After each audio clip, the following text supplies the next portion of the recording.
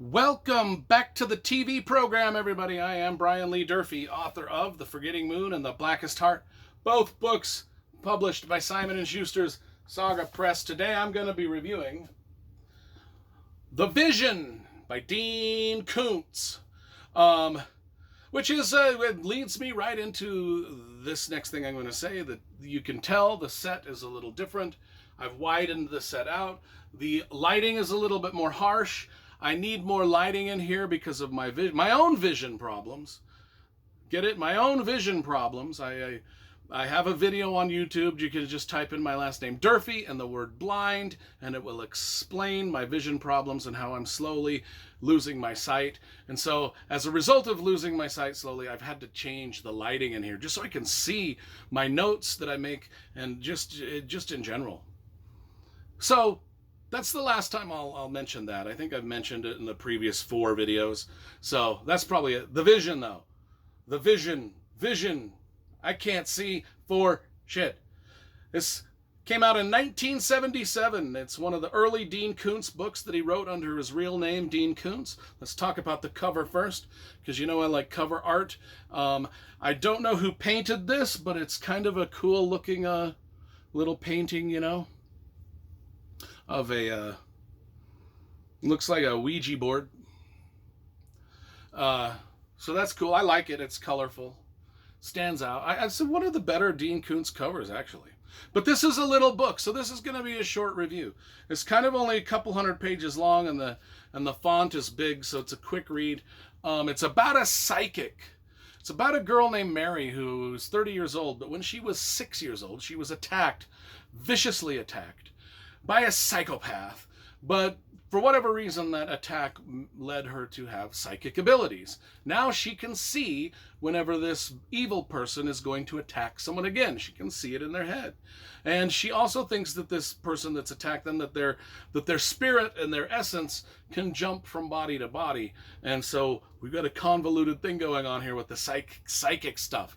And then the police use her as they chase this serial killer as he kills different people. And so that's the basic plot. I'm not going to really give anything else about it. What I do want to talk about is as I was rereading this, because I read this as a youngster when it probably in the late 80s as a youngster, maybe mid 80s, because it came out in 77.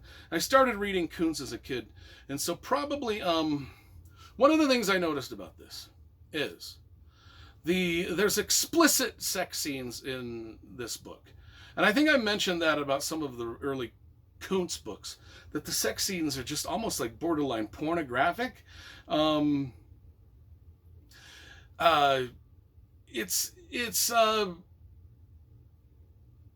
one of those things that I think Koontz was a product of his time. This is the way I'm going to explain it. I mean, even the naked dead bodies, the women that are killed in this as the police come up on the crime scene, even their naked dead bodies are described in sexual terms. It's just very bizarre. And you know, when I read this in the 1980s, I don't think that really registered to me, just because, like I said, I think Koontz is a product of the time. Is just that back then scintillating entertainment was the norm, especially in novels.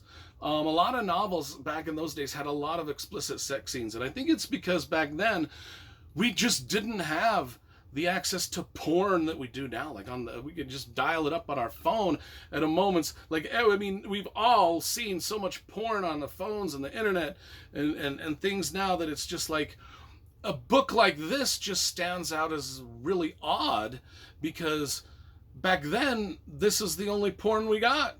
You know, unless we had HBO or something, and maybe not even then, unless we had a dad that had a secret stash of Playboys or something, we just didn't ever see. So we were reading about it, and so back then when we were reading about it, it just didn't stand out as weird, because nowadays authors are really cautioned to dial back on that type of imagery in their books, unless they're writing a specific romance, and even then it's still, they're cautioned to dial it back a little bit, you know. So I don't know why that is the main thing I got out of this book. I just did. Porn is everywhere now, and so when I see it written with such explicit terminology in a book just over and over and over, I'm just like, oh my gosh, wow, that really, oh my gosh, just not that way anymore. It's just not that way anymore. And I think that it's part of what I explained. Back in the day, a lot of us most people got their erotica from books like this. And as I reread some of the John Jakes, even the John Jakes historical novels have a lot of that. Even Robert Jordan's first foray into writing was this Revolutionary War saga that he wrote in the late 70s, early 80s. And it was full of that kind of stuff too. And I think I mentioned that in that review.